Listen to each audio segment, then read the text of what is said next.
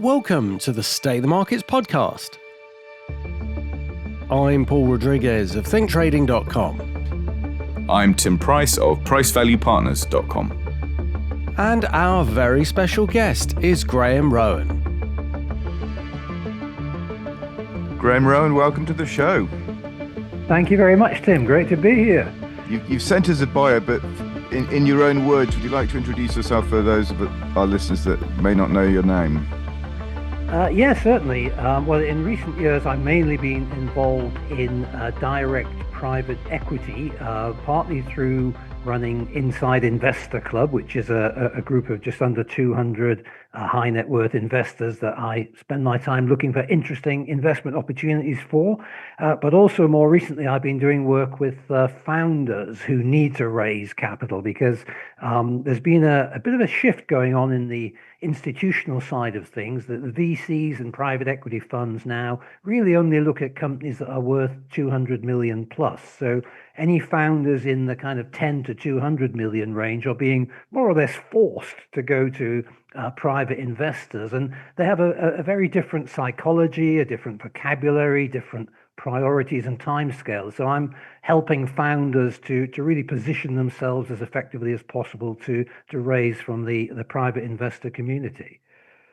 Is this a reflection of the fact that market is primarily deemed, whether correctly or not, to be institutional, then it's not really for individual investors? Well, I think, yeah, the institutions are certainly moving up market, if you like. They seem to have a less of an appetite for smaller companies, but that's actually creating a great opportunity because in the past, private investors were often really excluded and struggled to access some of these opportunities. And what I've found over the last 4 or 5 years is that the quality of companies that are coming to me looking to raise from private investors has gone up significantly because they seem to be excluded from the institutions. So it's actually proved to be a bit of a blessing for private investors that the institutions are only looking at the bigger companies. And how did you get into this space? Oh, just absolutely not by design. It just came along that we got involved in some alternative investments going back to not long after the GFC, I suppose, 2009-10. Initially with French property, then we got involved in other kinds of alternative investments, and then eventually it dawned on me that the real growth and the real value and the wealth was being created in privately held relatively small and medium-sized companies. And it was a case of building my own personal network so that I could get access to these things, because the hardest challenge has been these things by definition remain private in certain circles, and you have to break into those circles to get the opportunities. So in the early days, I was running around, talking to anyone and everyone to try and find these things. And then, thankfully, as I got a bit more experience and a bit more success, the founders have started coming to me. So I now have the opposite problem, that I probably get around between 100 and 120 opportunities a year, and I only put forward probably about 4 or 5 of them to my investors. So I have a lot of weeding out to do and a lot of due diligence to do. In what areas are you finding the most innovation and requests for or perhaps the most interesting projects that you think would work or push forward, and have things changed in the last 10 years? I think Paul basically wants you to start talking about crypto here. Yeah. Not necessarily. It could be AI. It could be could be property. There's lots of things. Maybe even precious metals. Yeah, well, firstly, we are very much sector agnostic, but there's always a tendency to look for things that have really interesting technology that can scale and that can, without sounding too twee about it, can, make the world a better place. So, for example, one of the companies I was excited to raise funds for is called Glint, and they have a what they've effectively done is to turn gold bullion into everyday money. So I have a Glint MasterCard. I have gold in the vault in Zurich, which is allocated in my own name. And I could go into Starbucks or Cafe Nero, order a cappuccino, and as I realized when I was in London last week, that will now cost me 5 of your English pounds. So I can then tap the terminal, and in 200 nanoseconds, it would sell 5 quid's worth of gold in Zurich, convert it to fiat, and the merchant is none the wiser. So effectively, I can avoid losing all the value of my money through currency debasement and inflation. I can hold it as gold right up to the point of purchase, at which point I transfer it back to pounds or dollars or whatever. So that was one example of an exciting development. I'm now working with another company that's doing the same thing for property, so that you could actually turn real estate into liquid funds at the touch of a button, kind of thing. So things like that I think are really exciting, and coming as I know Tim does from a sound money background, anything that allows people to invest in real world assets but still have liquidity to live day-to-day life, I find very exciting. Does the Glint card pay any interest? No, it doesn't pay interest, but I think there are people that have schemes where you can start to get a yield on gold, but you're then entering into an element of risk. Because it strikes me that the only way you can do that is by lending it out. Exactly. So that's not why I would use something like this. No. So Glint is very much, you buy the gold, it's in the Brinks vault in Zurich, and then you only change it to fiat when you at the point of transacting. Yeah, absolutely. Yeah, there's quite a few companies that are doing that, aren't there, at the moment? There's been a proliferation of them, I think, but there's for obvious reasons. But I was just wanted to circle back slightly, because what I was asking is what sectors are you seeing more activity? You gave an example of one project, but what sort of sectors and general projects are you seeing, and how have they changed over the last 10 years? Well, certainly, I'll come on to AI. Now, see, AI is such a lottery at the moment. I definitely did not want to propose or promote to my members a single AI company, because there are so many coming into the field. I remember watching a video of the Y Combinator people over there in Silicon Valley, and this was their kind of investment committee, and they were talking about all the latest exciting AI projects, and then they started referring to some that they'd invested in 6 months beforehand, as if they were kind of rancid yesterday's papers, and that really reinforced my concern. So with what we've done with AI is we've gone for a company that actually effectively is like a consultancy that goes into big corporations who frankly are way behind the curve with AI. They look at where the potential is there to use AI, and then they bring in any of their 75 partner companies to actually develop and implement the solutions. So they've now done something like 400 projects in real world companies. So by backing them, we're backing not just their own expertise, but all of that infrastructure they've got, all those partners they've got. And frankly, if one or two of them disappear without trace, it won't matter, because the rest of the structure is there. And they're now winning some very large projects to become the kind of AI office for big companies who aren't quite sure what to do with this amazing new technology. So obviously there's been huge amounts of hype around it. There's some pretty ridiculous valuations out there, but for real world benefits being delivered on a regular basis, that's the kind of company we went for. We've done fintech, we've done space, aerospace and defense, which are clearly becoming more relevant as the world's risk factors get somewhat higher day by day. And got a big space project we're doing at the moment. It's quite sort of top secret. I can't say too much about it, but that's going to be probably one of the biggest and most ambitious British projects in space that's about to launch.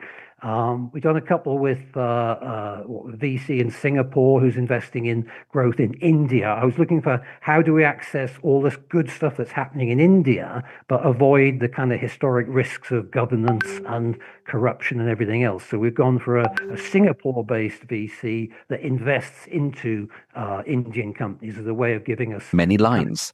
That is the. Not sure what happened there. Yes. Black helicopters are getting involved, I think. Yeah, no, You said too much already, Graham. No, sorry, that was my system. I was trying to shut a browser, and it started to play a YouTube video. I'm very sorry about that. So yeah, no, that's fascinating. And would you say that there's more capital now chasing projects than good projects? I think it's difficult. You know, there's so much uncertainty, especially in the UK at the moment, that investors are nervous, and certainly this year has been more challenging than last year. And people inevitably will hang on to their money if there's uncertainty. You know, what's the tax position going to be after the next budget? Where are we going with all the trade tariffs and so on? So it's much harder to make long-term commitments, which obviously private equity is a medium to long-term commitment, if you are surrounded by so much uncertainty. So I think there is a lot of cash waiting to be deployed, but the will to deploy it is lacking in those that are put off by all of the uncertainties in the geopolitical world at the moment. You referred at the top of the show to your British pounds. That sort of revealed that you're not actually in the UK now, are you?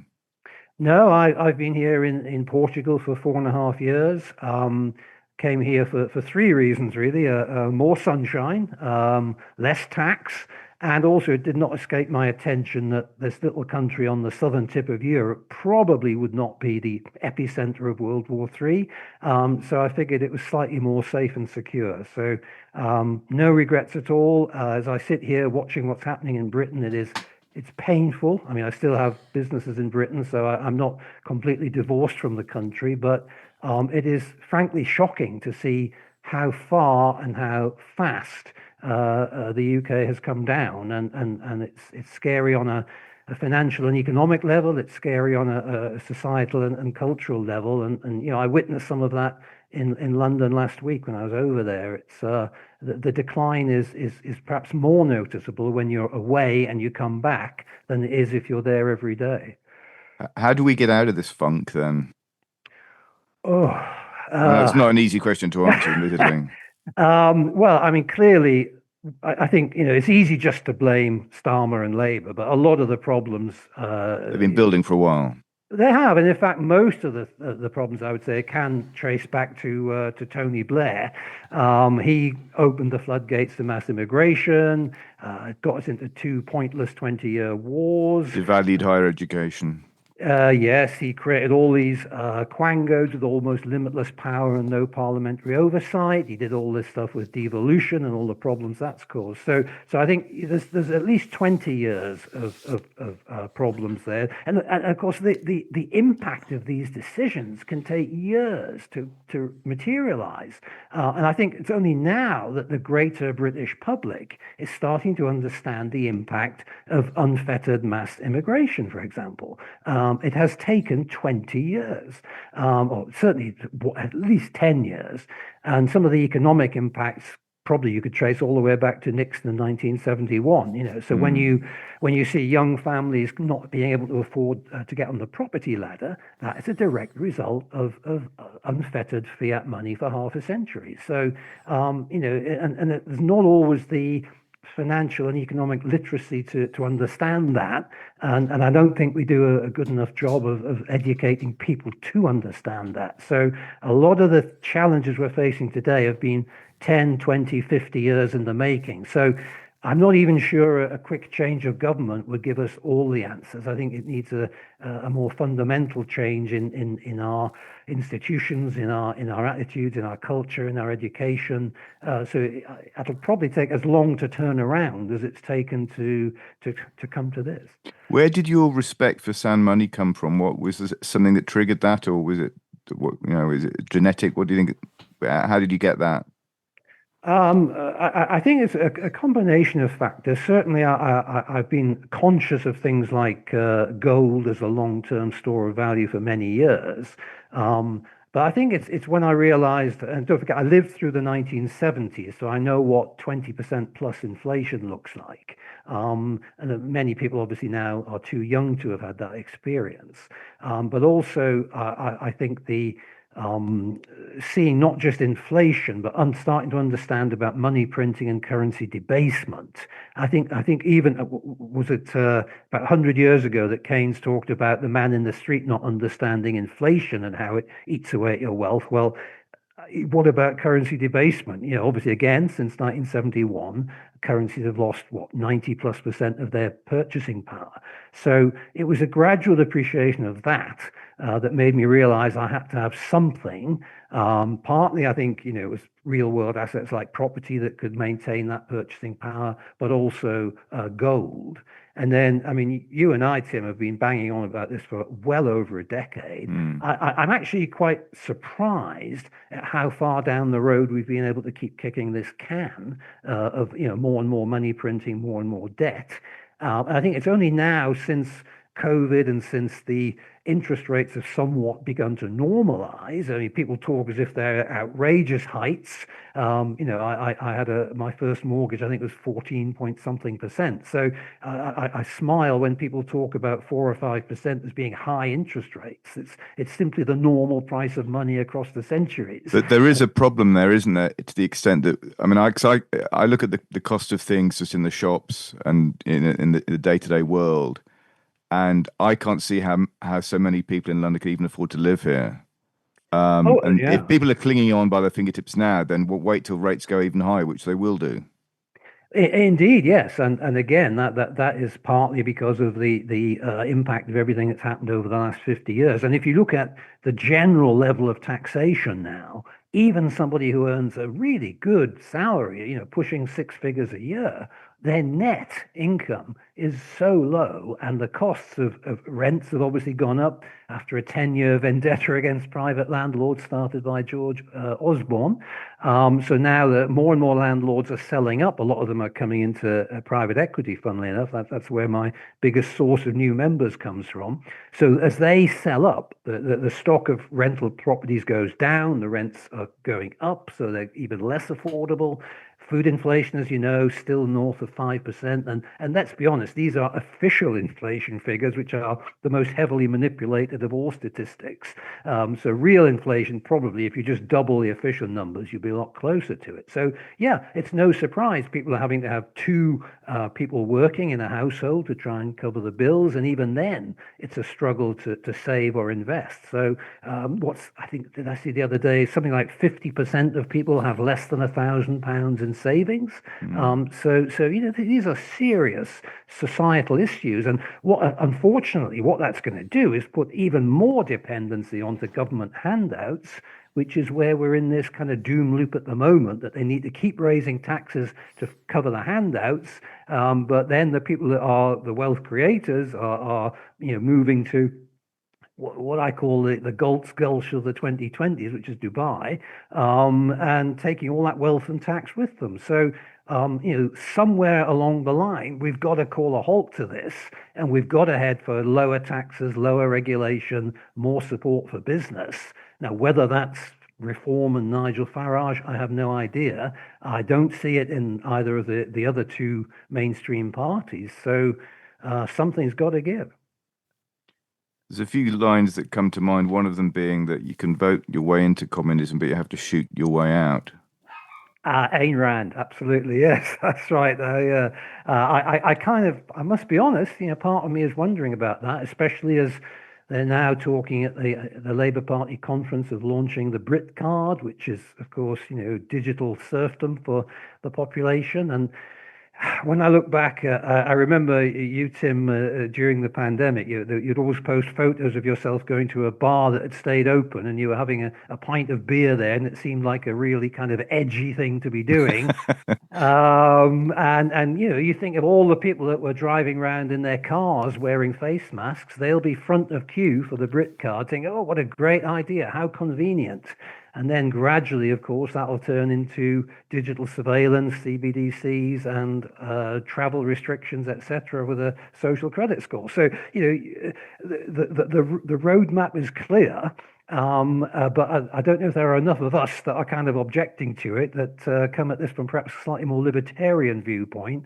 But it is a scary prospect to think where the country will be by the end of this parliament. It's intriguing, isn't it? Because you can't tell how many people are awake because the media is so heavily censored, and if not, then people are choosing to censor themselves anyway. So it's difficult to know what the truth really is like.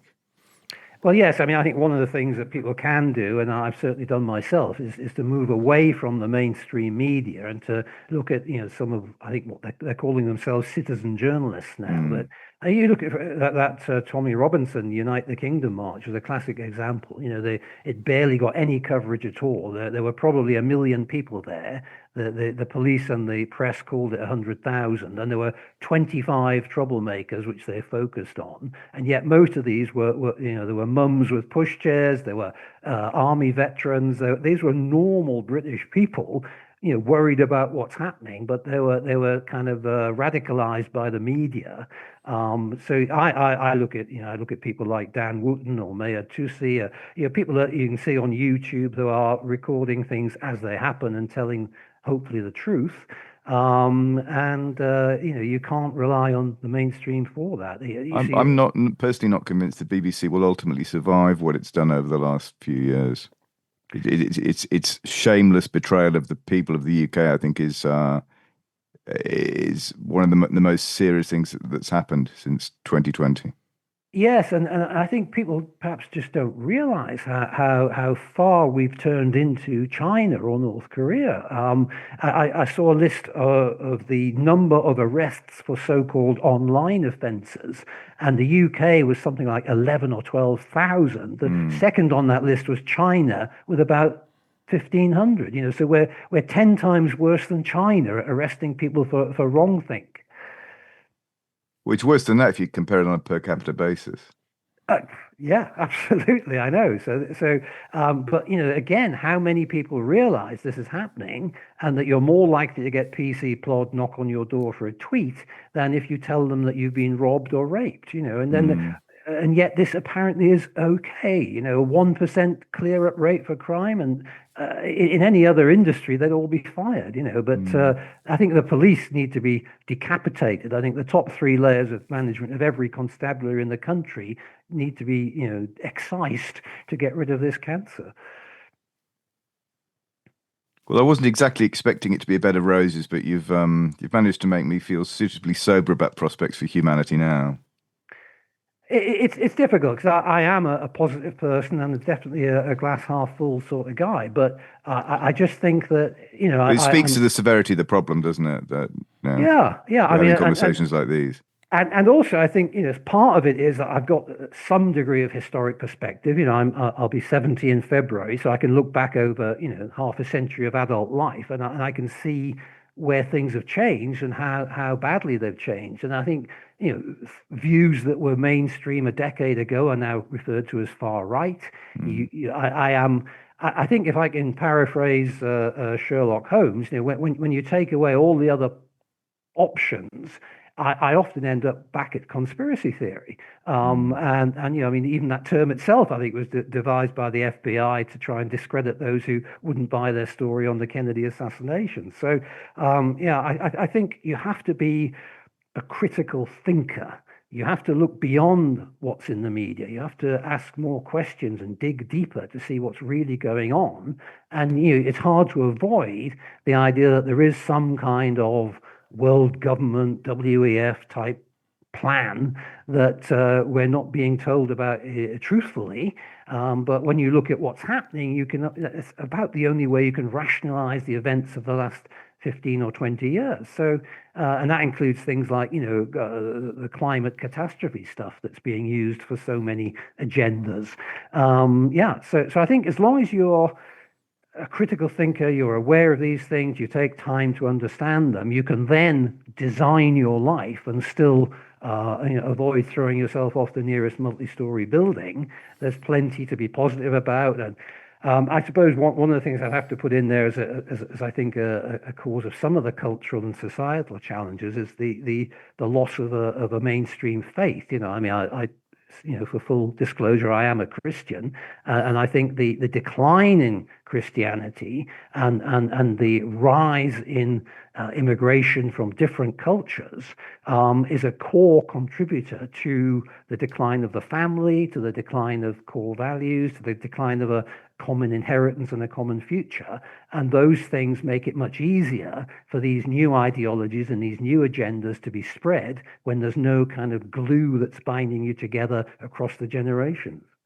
I mentioned before we started that we have a media picks round. I'm going to get mine in early because I think it's relevant to what we're talking about, and it's a book called COVID-19: Psychological Operations and the War for Technocracy, and you can get it for free. We'll put a link to the Springer website where you can download it for free. It's an open access book by a gentleman called David A. Hughes, and he's written on a variety of topics, but this one is available for free. And not to put too fine a point on it, his essential thesis is that World War III has already begun. It began in 2020, and he wasn't joking. No, indeed, and I think if you look at the cyber attacks we've had recently, that's all part of it. You've got, from a sort of kinetic perspective, you've got Putin has come back from that big military display in China. He seems to be emboldened now. He's been playing around in Polish and Estonian airspace, so he's kind of teasing NATO with Article 5, and then you've got all the things going on in the background, such as the cyber attacks. What's North Korea up to, etc. So there's a lot of that already going on, and I think perhaps they've realized, and I certainly would feel this, that when it comes to Gen Z, if you declared World War III in a traditional sense, I don't think anyone would turn up. I think that they demand a health and safety assessment before entering the battlefield. So I think they know that they can't expect a kind of a World War II replay. It's going to be different this time. It's going to be drones. It's going to be robots. It's going to be cyber war. Yeah, psyops as well. But I suppose my biggest concern there is the attitude of the people, because you need strong mental fortitude to deal with this stuff and to come out on the right side of history. So I do think we are led generally by pygmies. We do not have any great visionary leaders in global politics, really. I mean, I think Trump is an interesting character, but we so need some strong leadership to try and get the country and perhaps get Europe back on track. But sadly, it all seems to have been captured, is my impression. So aside from looking at businesses, do you follow obviously, I'm guessing you follow the markets, but do you have any market outlook opinions, or is that just governed by the sort of projects that come your way? No, I very definitely follow the markets, and as I say, certainly I would share Tim's views on things like government bonds. It is amazing now that that there's apparently even the UK had an oversubscribed bond auction the other week, which kind of amazed me. But I've developed for these kind of times what I call the barbell philosophy. If you imagine that bunch of people with no social skills in the corner of your gymnasium who lift up and down these heavy weights. I call them grunters. Now, if you just visualize that barbell, so you've got a thin bar that they're holding, and then either end, you've got those great big heavy weights. That's the kind of approach I'm adopting. So at one end of the barbell, I've got all the things that are designed to maintain purchasing power. So that's where I have gold, that's where I have silver, that's where I have real estate, that's where I have commodities, all the things that I think are going to hold value while currencies get debased even further or inflation takes off. And then the thin line, the thin bar, is my small amount of exposure to public stock markets, which generally I think are seriously overvalued. But I do have a little bit of exposure to global markets there. And then at the other end of the big barbell, these are for things that I think can really move the dial. And the bigger your portfolio gets, the more it takes, obviously, to move the dial. I guess, Warren Buffett would be the obvious example of that. And I'm certainly not in that league. But what I have there are things that I think can really make a difference. So that's where my private equity would sit, where I'm looking for, 5x, 10x, 100x returns from getting into the right companies early enough.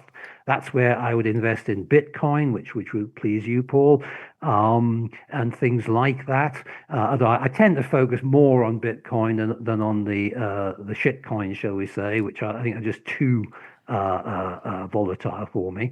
So that's the kind of stuff I would put at the other end of the barbell. So things which I think can really make a big difference to the overall outcome. So I'm kind of got minimal exposure to the main public markets. I've got a lot of gold and silver and property, a little bit of commodities, which I'm increasing at the moment. And then I've got a lot of private equity and an increasing amount of Bitcoin. The more it goes up. So that's how I've kind of adapted my own asset allocation to meet the challenges of the 2020s. Yeah, that's interesting. I mean, just to clarify for people who don't know what Tim's view on bonds is, so for somebody who's listening to this for the first time, you said you share his view, but so do you just want to state what your view is on bonds? I'm guessing bonds in general. Yeah, I mean, obviously, when Tim and I suppose myself as well first started saying that, we were in the days of zero interest rates, so it was very easy to say it was a return-free risk. But even now, 4 or 5%, I just feel that whilst it may for some people make them a little bit more attractive than equity risks, I just on the whole feel that there's going to be such a reckoning coming that I don't really feel the need to expose capital for such a modest return, because if you accept that real inflation is at least 5 or 6%, and there's currency debasement on top of that if they start money printing again, generally I think you need to look at a double-digit return to stand still, and more than double digits to get ahead. So for me, even at 5%. I'm still losing money, and I think I'm taking an enormous risk with my capital, because one of the things that didn't really get much publicity around the time of the whole Liz Truss thing was how much pension funds lost by having loads of bonds they'd bought at very low interest rates, and as rates started going up, the capital value of those older bonds, of course, goes down, and so the pension funds and indeed the Bank of England sitting on huge unrealized losses on the bonds they bought in those zero interest days after the GFC. So people forget it's not just about the yield; it's about whether you get your capital back and how much of it you get back. You're absolutely right. And people are unaware of the damage that bonds can inflict on a portfolio, which shouldn't be a surprise to anyone that's lived through the 70s, because the same thing happened then. But there's a 50-year inflation-linked gilt UK government bond. The year of that culminated in the sort of short-lived Liz Truss administration, and she gets a bad rap, I think. So I think it was stitched up by various deep state forces, but that year, between January and the time she was defenestrated, the price of the 50-year inflation-linked gilt fell by 85%. That's the risk-free rate. Yeah, exactly. And then there was that Austrian 100-year one as well, wasn't there? That has had a similar fate. But yeah, I agree that I think Liz Truss was trying to do the right things, and was the first leader for decades to do so. But yeah, I think Andrew Bailey takes a lot of the blame, and he knew about those LDIs that were hidden in pension funds, did nothing about them, and then threw her under the bus. But what else do you expect from him? I think it's if there's something we could copy from Donald Trump, it would be to get rid of the head of the central bank in the UK. Absolutely. And the other thing is that not just the central banks are the enemy, but we had an Austrian school professor on several years ago now, Guido Hulsmann, who teaches in France. And the first time we had him on the show, he surprised me, because I asked him if he could change one thing about the system, what would it be? And I was expecting him to talk about something monetary. And his answer was get government out of education, which the more I think about it, the more is he's absolutely right. So you've got this endemic rot everywhere throughout the establishment. But the place to start is in the schools. Because if you don't teach people about money and finance and saving in the real world, you can't expect people to be aware of these issues later on in life when they're actually earning. Well, no, absolutely. And one of the people I interviewed on my own podcast was Tal Stefani, who runs the Ayn Rand Institute in America. And they basically raise funds from their members to buy copies of her books to distribute in schools and colleges. And I thought that was a great way of doing that, because, yeah, you've got to get this into the schools, obviously starting, I guess, with some of the staff. And we're talking there about a 50-year process of moving to the left and wokery and all the rest of it. Again, not going to be an overnight fix. Although, to be fair, the universities now are really struggling. I don't know if you saw Oxford and Cambridge no longer in the top three. They're financially challenged because there are fewer overseas students coming. So they are in deep trouble. And I think a lot of the impact of AI will be on education as well, because when all the world's knowledge is available to everybody for free, where does that leave the role of school and university? So there's some quite big challenges facing the education sector generally, but I certainly agree that their approach, their way of thinking, and the way they've been captured needs to be turned around if we're going to rescue society as well as the economy. The whole of the schooling system was pretty much designed for factory workers. The way the bell rings, you go from class to class, and the way the subjects are taught, they kind of not put together all sort of hodgepodge changes. Instead of just doing a day of English or a day of maths or whatever it might be, they're kind of split up. It's kind of designed. It was designed for a different era. And a school's ultimately just a prison with worse food. I think the redeeming factor is the social aspect of it. I think it's important for people to get out and meet other people, to be in society, to have sort of arguments, to meet people that you disagree with, and to be able to kind of move forward and to see all different flavors of colors of life, as it were. To have, I think schools. That element of school is very important, but what's been actually taught, as we know, doesn't necessarily help you in life. And there's so many really important things that you need to learn. And for some reason, whether it's by design or whatever, but it's probably most likely by design, it doesn't work like that. And I think also, one of the problems with the education system is if you're trying to teach younger people, especially, you Graham, you must know younger people in your family that perhaps want, who you want to give advice to, is that they don't necessarily look that way for information, because the double-edged sword of everything being online is they think they can find it out themselves, or they're getting it from some TikTok commentator or whatever it might be.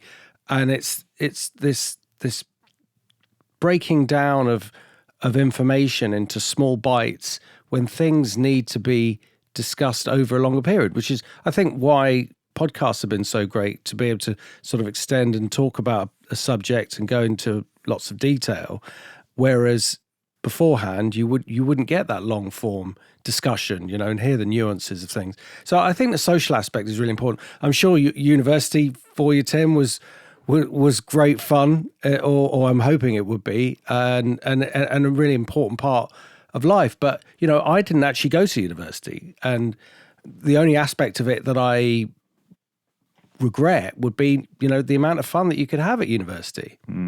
It's sort of your final time to kind of enjoy yourself, behave irresponsibly, and make contacts. People, if somebody contacts you from university or from school, even I've got friends going back to my primary school who I'm still in contact with, and if they were saying something like, I'm going to set up a business, you'd be like, yeah, great, you'd want to help them immediately, because you have that connection, which doesn't seem to if you can't form that online. It's like this human thing, and that's why I'm very optimistic about AI in the sense that it's a good tool, but I think we just still crave human interaction, and we always will. Oh yeah, absolutely. I think there's several really important points you bring up there. And I think don't just apply in the education system. I think they apply across society. And if you think about it, there are far fewer face-to-face interactions in our everyday lives now. You have the self-service petrol stations, self-service supermarkets, banks, etc. So gradually, technology has removed the need to talk to other people. AI will take that a whole stage further. So I think what will then become valuable, because one of the questions I often ask of parents today is, what on earth do you do in terms of career advice to your children in an age where people like lawyers and doctors are being replaced by AI? And I think the answer is that human empathy will become a really important skill. And whether that's in a business sense, that could be a sales function. It could be in a social sense. Obviously, it's when you meet people. So I think those interpersonal experiences and skills will become really sought after. And I think the equivalent of this might be, say, for example, that we enjoy going to a live music concert.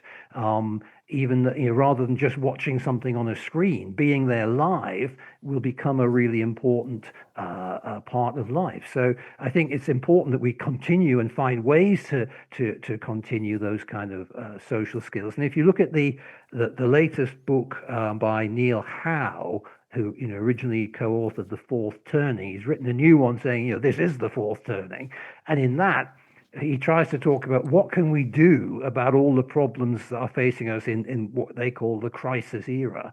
And a lot of it is about social local contact. It's about becoming more engaged. One of the things I've noticed since my kind of baby boomer generation is starting to die out, a lot of these membership groups, anything from the Women's Institute to the Rotary Club or whatever, they're desperately running out of members because people don't join things anymore. So one of the ways in which Howe talks about reviving society is to get involved at a local level. That could be standing as a councillor. It could be just joining clubs and organisations in the community. It could be your local church. But that's one of the ways in which I think we need to try and get more human interaction. And the other side, I guess, would be to reinforce the family. And I think there are things that governments can do with tax incentives and all the rest of it to reinforce family life as well, because these are the bedrocks of a stable multi-generational society that we seem to have allowed to be eroded.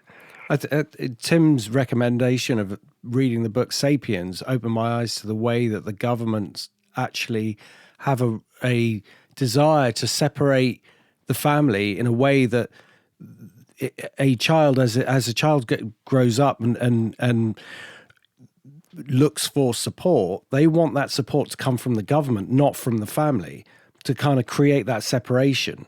And it's really fascinating when you look at it, at how that works. There aren't the incentives towards keeping the family. There are more incentives to be more reliant on the government. And again, whether that's just misguided policy or whether it's by design, it is open to debate, but it's definitely there. Yes, and I mean, I think we've seen this incredible situation where teenagers can make major decisions about their gender and surgery and so on without even the school needing to talk to the parents about it. These things are ludicrous and should be illegal. Well, I think there's a word for it, and I think that word is evil. So I think one of the things, particularly from the David Day Hughes book, is that he's coined this term omniwar to try and explain what's going on, but it's happening across multiple disciplines simultaneously. And I suspect you'd have some sympathy for the view that part of it has a spiritual aspect, that this is literally good versus evil.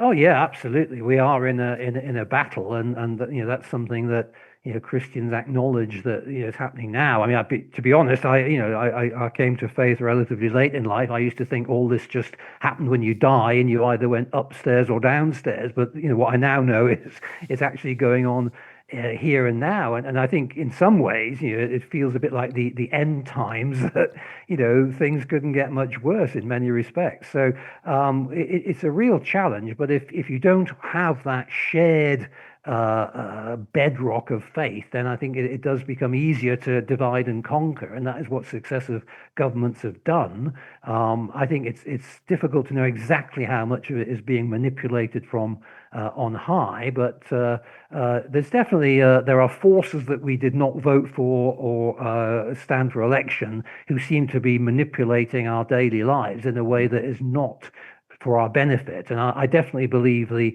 you look at the current government, for example, it seems to me like they almost loathe and detest us. They don't really like us. They don't want to help us. They're not there for human flourishing. They're just there to turn us from citizens into serfs. The optimist in me takes solace in linguistics, because I used to think that the phrases or the words apocalypse and Armageddon were synonymous, but that's not the case. That the origin, you may well know this, the origin of the word apocalypse is the Greek for unveiling or unmasking. So what we're actually seeing what we're effectively experiencing is a great reveal, and it's like, pay no attention to the man behind the curtain. Indeed, yes. Then you read back to things like the Club of Rome back in the 1970s issuing a report saying, let's use the climate as a way of getting everyone on board to our plans, so we can create a fear about climate change and all the rest of it. And I've spoken to professors who've told me, look, we're actually in a long-term period of global cooling that has a very short-term uptick in warming, but thousands of top professors have said there is no climate crisis. But if you say it loud enough and often enough, sadly, you can get a majority of people to believe you and do very silly things like, net zero and Mr. Miliband and his mission. So we now end up with the most expensive energy in the world and deindustrializing on a rapid scale, So sooner or later, you just wish that the grown-ups would take over from the lunatics, but I'm not quite sure how we make that happen. Because you raise an interesting point, and it's one that we've discussed, I'm sure, multiple times on the show. And the analogy I'd make is, things were pretty bad in the 70s. I'm not, I was a young child during the 70s, but I can remember, for me, it was mostly the fashions and the colors that were so dreadful. So having lived through flares the first time, I can't see how they've managed possibly to re-arrive, but they have. I suppose it's, if you weren't there to experience the full horror of these things, then you're that much more susceptible to repeating them after the fact. But I remember that the fashions and the colors, avocado, green, orange, brown, collars, big collars. Humanity lost its senses. But the serious point I'm trying to make is that I dare say around sort of 76, and we had the IMF emergency loan of the laughably small amount of $3.9 billion, which at the time was the largest loan that ever extended, apparently. It seemed pretty bleak. And then Thatcher arrived. So I guess the point I'm trying to get to is, we just don't know what that Mrs. Thatcher looks like today, because no one's heard of her. It might be Nigel Farage, it might be somebody else, but until they make themselves known, you kind of assume there's a vacuum out there. Yeah, and I think history has a habit of producing the right person at the right time. Think back, I suppose, to Churchill and the war years, and he had a fairly checkered career before that. And Thatcher was, let's be honest, an unlikely savior if you looked at the early days of her career, and yet she turned into just what the country needed. So yeah, we have to hope there's somebody out there, but at the moment I can't even see the political structure that would deliver that, because if you have a divided right, let's say, with the Tories and Reform, somewhat divided left, even Jeremy Corbyn's party of three people seems to already have three different factions in it. It's like something out of Monty Python, isn't it? The Life of Brian and the multiple Palestinian fringe groups. Yeah. So yeah, it is at the moment. maybe this is the darkness before the dawn. I do suspect, and this again is a replay of the 70s, that things have to get worse before they get better. And I think that we haven't reached bottom yet. I think there is, and maybe this November's budget will be the catalyst for that.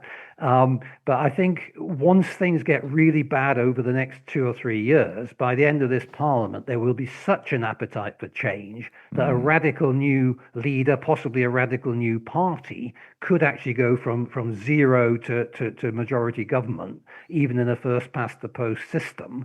So I think we have to cling to that hope. But at the moment, it seems to me that free speech in Britain seems to rely more on the American vice president than on any of our own elected representatives. So, this is a pretty dark place to be as an outsider looking into what's going on in Great Britain. Well, there's a line I like to use from Lily Tomlin, which is things are going to get a lot worse before they get worse. Yeah. There's another line of hers, something about I try to be cynical, but sometimes it's hard to keep up. It's impossible to keep up, exactly. Yeah. So I think we all. I suppose obviously we have a somewhat of a financial bias on this broadcast. So I think it's important to say to people, you've almost got to try and rise above all this and become sort of sovereign of your own portfolio, your own wealth, your own net worth, and your family's position. And you've got to try and create multi-generational wealth against this backdrop. And that's why, I talk about things like wealth preservation through, precious metals, property, etc. You've got to try and create things that are not capable of being destroyed. But also you've got to bear in mind, this is why I also talk a lot about becoming a global citizen. You've got to be able to avoid the scenario that even in America, who'd have ever thought in the land of the free and the home of the brave that they would make owning gold illegal for 40 years? So you've got to recognize you've got to have some assets in a different country. That's why, I like having my gold in Zurich. I've also got gold and silver in Singapore.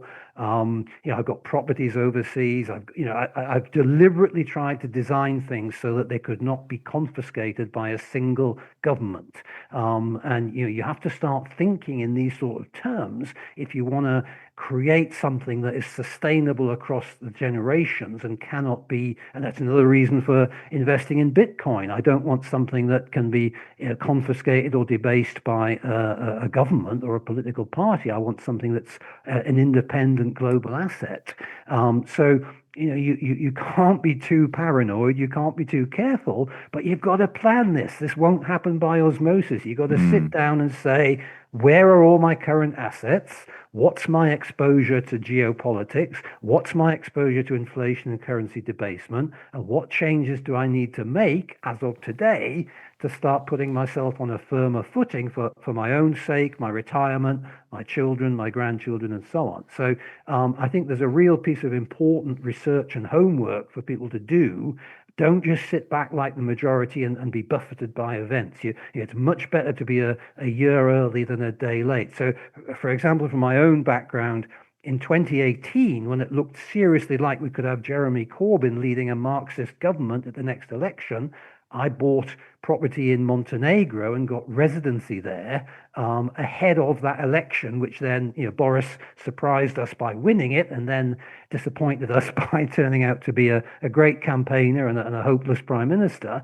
But I'd already got my retaliation in first, and I was ready for that. And again today, obviously, I then went from there to Portugal. So you've got to start thinking like a global citizen. You've got to start taking action. And these things change constantly. The scheme that brought me to Portugal is no longer available. So you have to be on top of these changes and work out what's best for you at a given point in time, and be ready to take action, because these things will not be around forever, and who knows if there'll be an American-style exit tax in the next budget. So be very careful, be paranoid, and start planning now as a global citizen. Familiarity with history helps, so anyone that's loosely aware of what happened in the 70s will have benefited from that, because history seems to be repeating itself. Indeed, and of course that is definitely one of the messages from the fourth turning, that you can look at those sort of 80-year cycles, and that gives you one kind of framework in which to operate. And I think that does help because we're bombarded with so much information, so much contradictory information, that having a way of putting things into some kind of structure and framework is really helpful. So I think we know that we're in a period of upheaval. You can see the loss of trust in the big institutions and so on. We've been here somewhat before in the 70s. We've got a spendthrift government that could easily run out of cash. So what do you do in those circumstances? Well, look what happened with gold peaked in 1980, and then obviously it's retrenched and it's gone back up again. But people say to me, "Oh, isn't it great that the gold price is going up so much?" I say, "Well, not really. What gold isn't changing at all. It's just that the pound and the dollar are going down so much." And you look at your shopping basket for another view on that. So I think it's hard for people to realize just how much value gets lost in these fiat currencies. And so the first step of your plan is how to hang on to wealth, and gold is a key part of that. And then obviously it's how you could increase your wealth, which is where you start looking at some of the other things I've talked about, whether that's Bitcoin, private equity, or whatever. But the chances are, if you do what everyone else does, you're going to get the same result as them. And I fear that a lot of people are going to be badly impacted by events both in the public stock markets and bond markets, and more generally in the whole kind of geopolitical sphere across the rest of this decade. There's going to be an awful lot of change, not all of it in any way predictable. And if you look already at de-dollarization and the move towards a bipolar world, if you like, with China and the BRICS countries versus the West, will that end up in a shooting war? Quite possibly. What would one of the questions I posed in my own newsletter last week was, if some version of the flu was enough to empty supermarket shelves, what do you think the sound of gunfire or drones across London and the southeast will do? So, how well resourced are you if that happened? Have you got cash? Have you got food? Have you got water? Have you got ammunition? So these are questions that should not be dodged. We should at least have some kind of idea of where we would go and what we would do if things did get significantly worse. And people tend not to want to think about that, but it is something that I think should be on the agenda. I'm reading Dominic Frisby's latest book, The Secret History of Gold, and I haven't got to it yet, but at the launch, he alluded to this stat, or on a recent podcast, he alluded to this stat, which is that I think I'm right in this. He got the basically UK median wages going back to 2000, so it was 2000 to 2024, as expressed in gold. So if you started with UK median wages at 100 as priced in gold back in 2000, what do you think they are? What the level is that they're at now, roughly? Yeah, and people are worse off significantly, aren't they? It's 25. So in real terms, or in gold real terms, people have lost 75% of their wealth in the last 25 years. Yeah, absolutely. It's a real shocker. Yeah, and the same is true. Obviously, people have this wealth effect on the other side of that coin through their property. They think because their house is worth so much more than they paid for it in fiat terms, they think they're wealthy. But if you price when they bought it in gold and what it's worth now in gold, they get a very different picture. So gold is real, and everything else is fake. So you can really only use the value based on gold to tell you whether you've progressed or regressed over a period of time. And sadly, in many cases, at least with property, you've stood still. And even I did the same with the S&P 500. And if you look at that if you map it against currency debasement and inflation, it's almost a straight line match. So you've kept pace with it, but you're not any further ahead now than you were 10 years ago because of that loss of currency value. How concerned are you about the successful launch of CBDCs, central bank digital currencies? It's a real worry, because I can imagine them being positioned as very convenient. I can imagine Joe Public being bribed with 100 free Brit pounds. especially when you sign up for your Brit card. So yeah, I can see the mass of the population being fooled by it, and I can see a bunch of us, maybe it's 10% of the population, who would not want to play that game. What I don't know is how heavy-handed they'll become, because I just saw a stat from Vietnam that They've they just have. closed 80 million bank accounts. You stole my thunder. There you go. Hmm. And that was because they refused to do the whole kind of digital ID, biometric ID thing. So, yeah, I mean, Well, what they happened? tried it in Nigeria, and then they ended up burning the banks down in the street. So I'd like to think that that enough Brits will do the right thing and hopefully peaceably, but there'll be lots of passive resistance.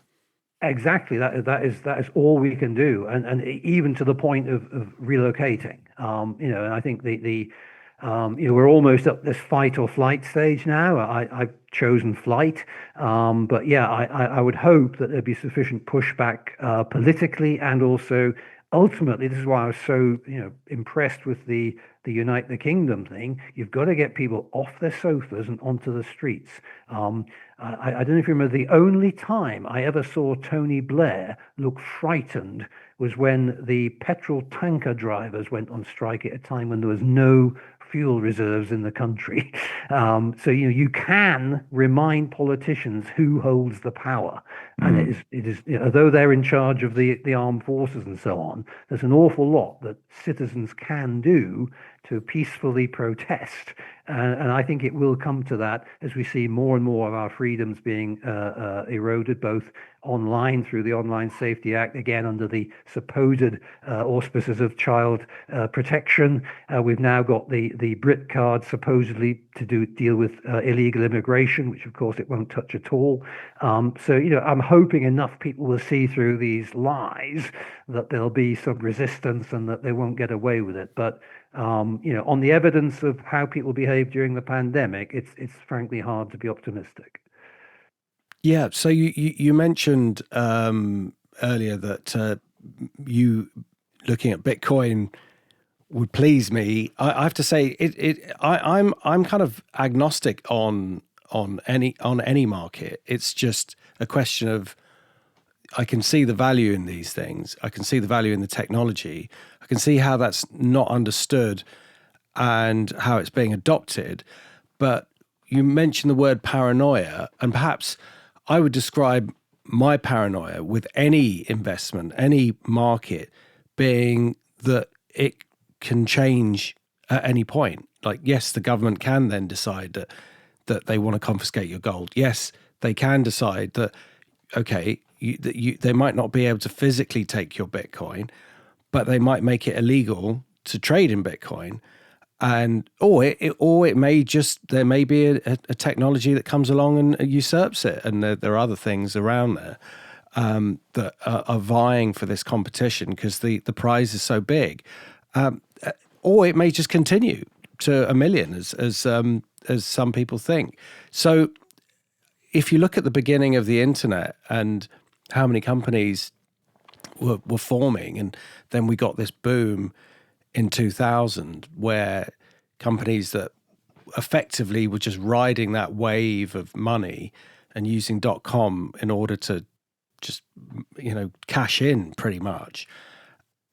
When it all shook out, we ended up with the internet and world-changing companies like Amazon and later on Netflix, but Facebook and eBay and all these different technologies.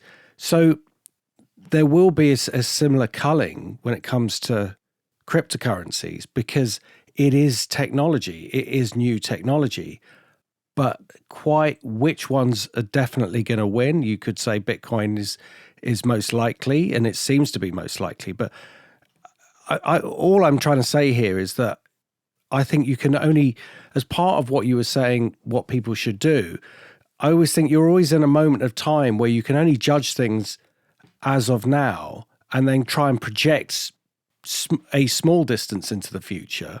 Because there was an expression about companies, and it said, if the rate of change outside of the company is faster than the rate of change inside the company, you've got a problem.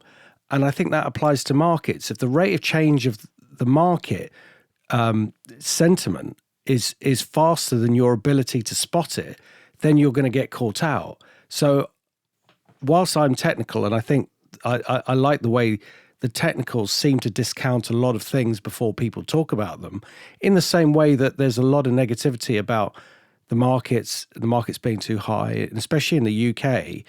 But the UK market is at an all-time high, even though the news seems to be really negative. Now, if you were an investor and you were following the news, you'd stay out of the market.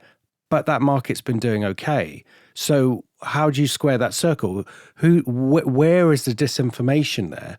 And I'm not saying that it's not, that it's going to keep going up forever and it's absolutely fine to shut your eyes.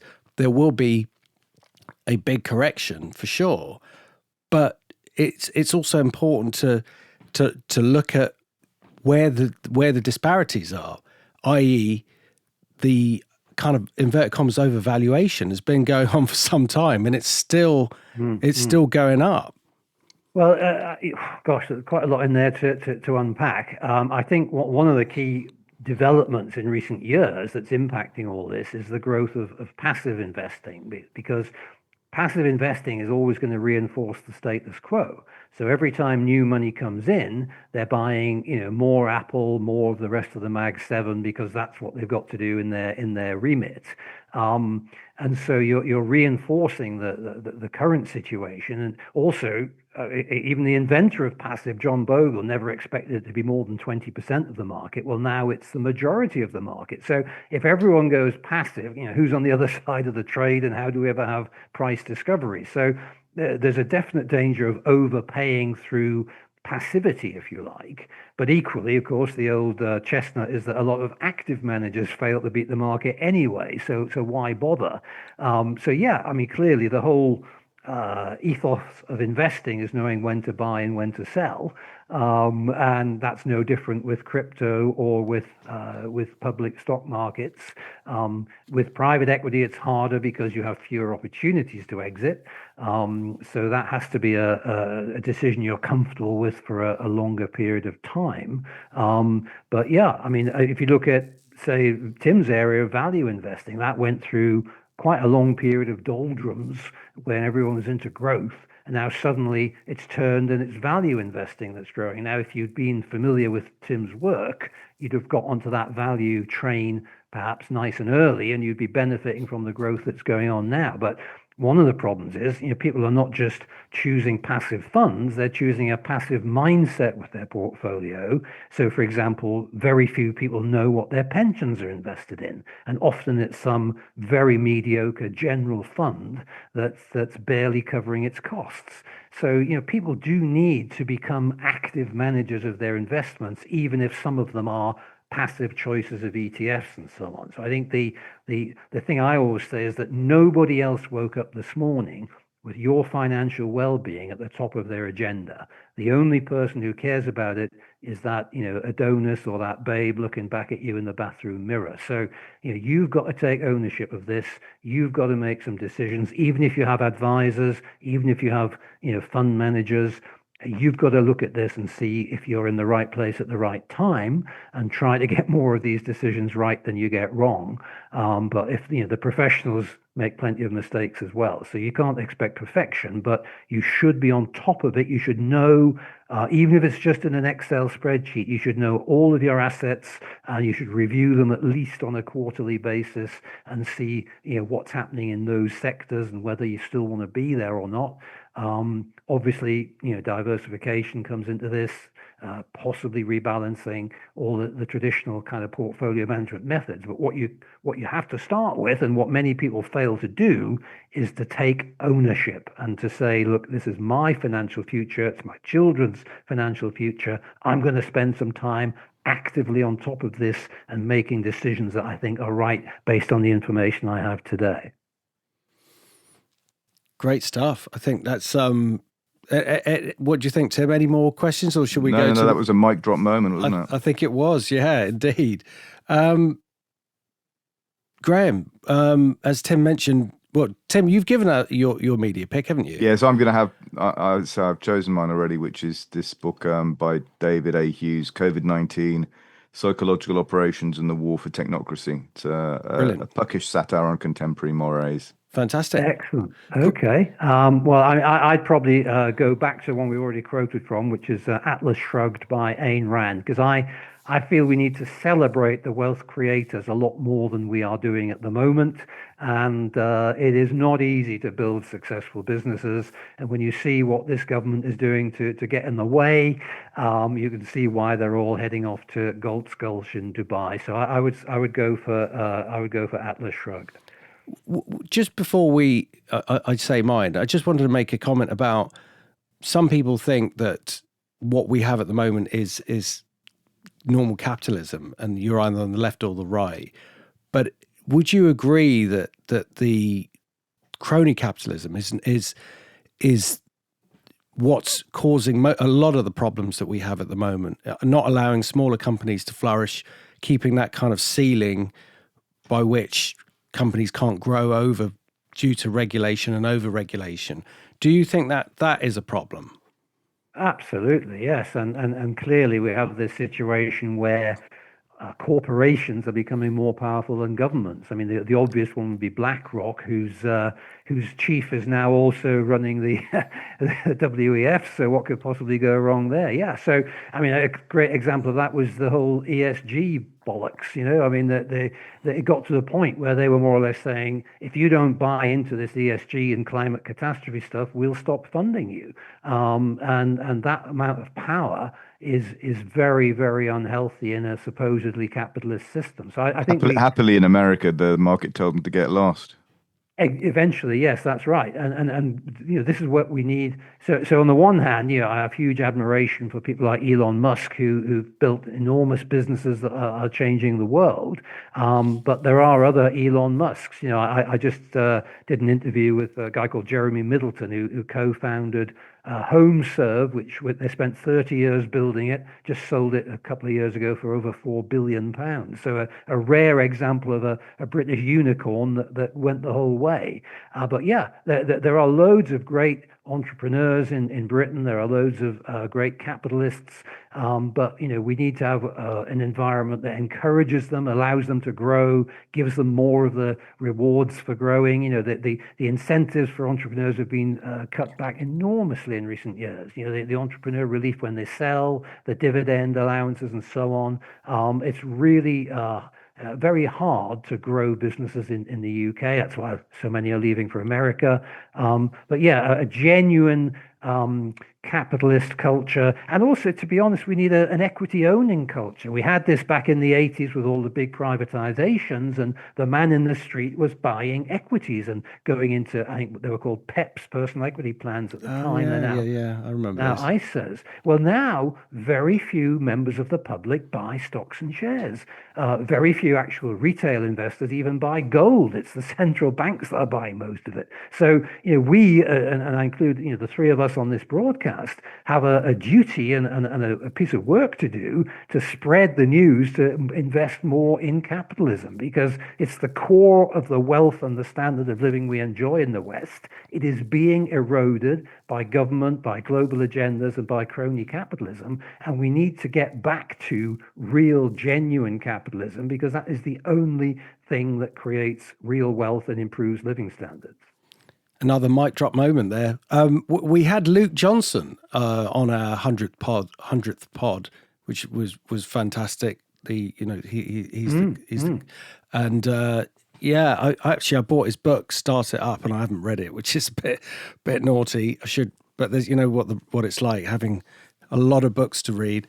But that was I love the idea of businesses. It's really fascinating how an idea can go from a German idea to a big company and etc. But yeah, definitely the government needs to do more to help it. And I guess it's not surprising that they don't help it, because they don't come from that background. They come from a very different background where they don't really understand what a business has to have to deal with in terms of trying to get something off the ground.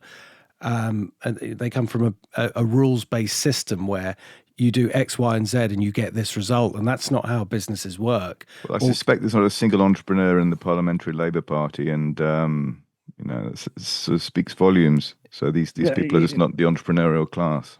No, exactly. They're all public sector background or Resolution Foundation think tanks with their soak the rich mentality, So it certainly isn't going to, everything we're looking to have happen is not going to happen under this government. I think we can write off the next few years. Whether the Parliament goes its full length or not, obviously, I don't know. But I do just want to mention one slightly amusing thing because it just happened to me. I have on my bookshelf in front of me a book called The War on Cash, written by some... Oh, don't believe a word of it. Oh, I don't know. No, that's been debunked. Some obscure writer. Yeah, Well, I was never heard of traveling him. I was traveling on an EasyJet plane coming back to Portugal, and for years they've proudly boasted that they are a cash-free airline.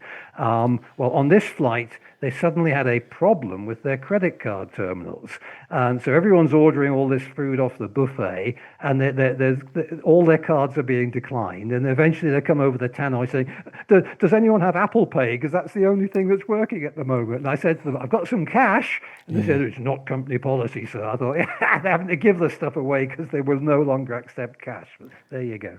Amazing. So just in case people miss the reference there, Tim Price wrote that book. So we should put a link to that as well.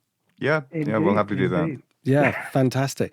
Well, I'll just quickly give you my media. Do you think it's too many, Tim? No, go for it. It has to be an embarras de richesse or nothing, Paul. Okay. Well, yeah, this is going to be whatever you just said there. Embarras de richesse. Yes, indeed. An embarrassment of riches. Exactly. That's exactly what I was about to say. Thank you, Tim. Right, I've got two. So one is, if you like your horrors, I don't know if you've seen Weapons. Fantastic. I've seen the trailer for it. Oh, it's very good. Very good film. I highly recommend it. So the plot is, when all but one child from the same class mysteriously vanish on the same night at exactly the same time, a community is left questioning who or what was behind their disappearance. So Keir Starmer. No. World Economic Forum. So there's that, and something which has been around for a while, which I hadn't seen, and it's very much English, I think, style humour. So I will preface it, and that's why I think it will work in this particular environment. Is something called Plebs. It's a series that's on Netflix, but on ITVX if you can get it. It's, if you like Friday Night Dinner, you'll really like it. It's basically set in Rome, but kind of modern day characters set in Rome, and it's very, very funny. These two guys, and they've got a slave called Grumio, and it's like they're dealing with sort of problems of the time, their job, their boss, and all that sort of stuff, but in a kind of modern way, but set in Rome. It's just very, very funny. Frankie Howard did something similar about in Rome, I seem to remember. Oh, yes. Pompeii. Pompeii, yes. I remember because I was at my grandma's house, and I kept badgering my mum to tell me I wanted. There was a thing called Up the Chastity Belt, and I said, "What's a chastity belt?" And I never got a satisfactory answer. Brilliant. No. Your deprived childhood coming out now. I know, it's first world problems, really. Yeah, I'd like to think I've been able to deal with it over time. Those and the flares, Tim, Yeah, and the bathrooms. I do have a photo of myself with shoulder-length hair and a stripy tank top. So it's under lock and key at the moment. I'm not going to. I was going to say, are we going to get a link to it? So No, you're not. No, Absolutely okay, not. that's a shame. What's it worth to suppress this information? Let's negotiate. There's a brown on. It just goes to show everybody has compromat. That's how I got captured anyway. I don't know what your story is. So, Graham, how can people get hold of you, or where are you? What are your handles? My handles are, well, if you're into investing, there's insideinvestorclub.com. That's our private members club. If you're a founder looking to raise money, there's foundercapitalraise.com. Or you can find me on Substack. My newsletter's called Escape Velocity. I write about business, investing, and how to escape. Or you can just connect with me on LinkedIn. Fantastic. If you want to send us some links, we can include those in the show notes, Graham. Perfect. Okay, will do. Brilliant. It's been a lot of fun. Thank you, Graham. It's been really, really good. And Thank you very much. Thanks, guys. I really enjoyed it. wish you all the best with your projects. And let's face it, the food in Portugal is not bad either, is it? It's definitely a step up. The food, the wine, the weather. I would thoroughly recommend it. So get your bags packed and your passports ready, and we'll see you over here. Whereabouts are you? Party, Graham's house, Sunday. North or south? Villamora in the central Algarve. Oh, very nice. Right. Okay. Excellent. Yeah. Okay. Well, it's an open invitation. Let me know when you're coming. Well, you might just hear a knock at the door one day, and you'll be like, It won't be the secret police. Yeah, no, I've not posted anything controversial recently, so I should be safe for a little while anyway. yeah, cool. Brilliant stuff. Thanks again, Graham. Take care. And look forward to having you back. Thanks a lot. Cheers, guys. All the best. Thanks, Graham. Thank you. Thanks, everybody. This podcast is for entertainment purposes only. Please do your own research or contact a professional advisor.